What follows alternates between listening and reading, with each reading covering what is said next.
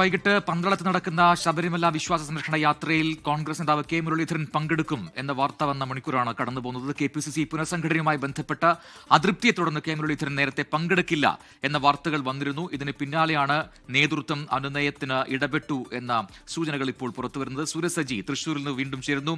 സൂരജ്, യഥാർത്ഥത്തിൽ പുനഃസംഘടനയുമായി ബന്ധപ്പെട്ട് ഇത്തവണ പരാതികളൊന്നും ഉണ്ടാകില്ല എന്നായിരുന്നു നേതൃത്വം കരുതിയതെങ്കിൽ അത് തെറ്റാണെന്ന് തെളിയിക്കുന്ന വാർത്തകളാണ് ഇന്നലെയും ഇന്നും ഒക്കെയായി പുറത്തു വന്നുകൊണ്ടിരിക്കുന്നത്. ഏറ്റവും ഒടുവിലാണ് കെ മുരളീധരനും ഇതുമായി ബന്ധപ്പെട്ട അതൃപ്തി ഉണ്ട് എന്ന സൂചനകൾ വന്നത്. അതുകൊണ്ട് തന്നെയാണ് ജാഥ ക്യാപ്റ്റനായിട്ടും, അതായത് ഈ നിലവിൽ നയിക്കുന്ന കാസർഗോഡ് നിന്ന് വരുന്ന യാത്രയുടെ ക്യാപ്റ്റൻ കൂടിയാണ് കെ മുരളീധരൻ. ആ യാത്ര 3 മേഖലാ ജാഥകളായി എത്തുന്നു. അത് പന്തളത്ത് കൂടിച്ചേരുന്നു. അവിടെ ഒരു സമാപനം ചടങ്ങ് സംഘടിപ്പിക്കുന്നു. പക്ഷെ ആ യാത്രയിൽ, ആ പരിപാടിയിൽ ജാഥ ക്യാപ്റ്റൻ പങ്കെടുക്കില്ല എന്നത് വലിയ ക്ഷീണം ഒരുപക്ഷെ UDF-നും കോൺഗ്രസിനും ഉണ്ടാക്കും. അതിൽ കൃത്യമായ ഇടപെടൽ നേതൃത്വം നടത്തിയിരിക്കുന്നു എന്നാണ് മനസ്സിലാക്കാൻ കഴിയുന്നത്. എന്താണ് നിലവിൽ നമുക്ക് ലഭിക്കുന്ന വിവരങ്ങൾ? എപ്പോഴായിരിക്കും പന്തളത്തേക്ക് തിരിക്കുക? ഇപ്പോൾ ഗുരുവായൂരിൽ നിന്നും എവിടെ എത്തി കെ മുരളീധരൻ?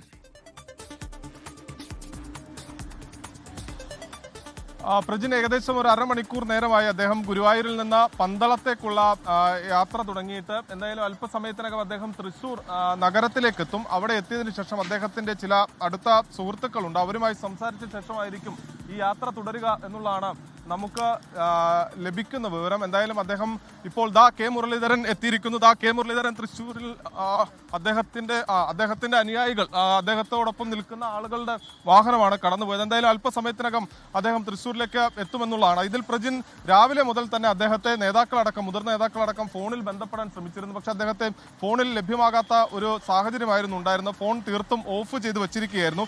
അതിനുശേഷം ഈ വാർത്തകൾ പുറത്തു വരുന്നു. ആ വാർത്തകൾ പുറത്തു വരുന്ന സമയത്തെല്ലാം തന്നെ കെ മുരളീധരൻ വിശ്രമത്തിലായിരുന്നു. ആദ്യഘട്ടത്തിൽ ഈ വാർത്തകൾ പുറത്തു വന്ന വിവരം അദ്ദേഹം അറിഞ്ഞിരുന്നില്ല.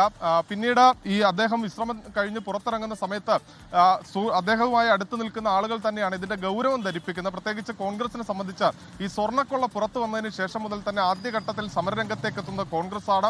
അതിനുശേഷം തുടർ സമരങ്ങൾ കോൺഗ്രസ് പ്രഖ്യാപിക്കുന്നു. ഒരു വേള BJPക്കകത്ത് തന്നെ വിമർശനം ഉയർന്നിരുന്നു. ഇത്തരം ഒരു വിഷയം ഉണ്ടാകുന്ന സമയത്ത് BJPക്ക് അതിലൊരു രാഷ്ട്രീയ മുതലെടുപ്പ് നടത്തുന്നതിൽ പിന്നോട്ട് പോയി എന്ന വിമർശനം BJPയിൽ നിന്ന് തന്നെ പുറത്തു വന്നതാണ്. പക്ഷേ കോൺഗ്രസ് ആകട്ടെ ബഹുദൂരം ഈ സമര പരിപാടികളുമായി മുന്നോട്ട് പോവുകയായിരുന്നു. അങ്ങനെയാണ് ഈ മേഖലാ ജാഥകൾ അടക്കം പ്രഖ്യാപിച്ചുകൊണ്ട് ഈ വിഷയത്തെ ഒരു വൈകാരിക തലത്തിലേക്ക് അവതരിപ്പിക്കാനും അതിൽ കൃത്യമായ ഒരു പൊളിറ്റിക്കൽ എഡ്ജ് ഉണ്ടാക്കാനും കോൺഗ്രസ് ശ്രമിക്കുന്നത്. അതിന്റെ അധ്യക്ഷ സ്ഥാനത്തേക്ക് മുതിർന്ന നേതാക്കളെ തന്നെ ഈ ജാഥയുടെ ക്യാപ്റ്റന്മാരാക്കി കൊണ്ടുവരുന്നു. കെ മുരളീധരനെ കൊണ്ടുവന്ന സമയത്ത് തന്നെ കോൺഗ്രസ് അത്തരത്തിലൊരു ലക്ഷ്യം വെച്ചതാണ്. പക്ഷേ ഇതിന്റെ സമാപനത്തിലേക്ക് എത്തുമ്പോൾ ഈ പുനഃസംഘടനയുമായി ബന്ധപ്പെട്ട തർക്കത്തെ തുടർന്ന് കെ മുരളീധരൻ വിട്ടുനിന്നാൽ അത് അദ്ദേഹത്തിന്റെ രാഷ്ട്രീയ കരിയറിനടക്കം വലിയ തിരിച്ചടിയാകുമെന്ന് വിലയിരുത്തിക്കൊണ്ടാണ് ഇപ്പോൾ അദ്ദേഹം ഈ പരിപാടിയിൽ പങ്കെടുക്കാൻ തീരുമാനിച്ചിരിക്കുന്നത്. വൈകുന്നേരത്തോടുകൂടി അദ്ദേഹം പന്തളത്തേക്ക് എത്തുകയും ചെയ്യും. പ്രജിത്ത്, സൂരജ് സജിയാണ് തൃശ്ശൂരിൽ വിശദാംശങ്ങൾ നൽകിയത്.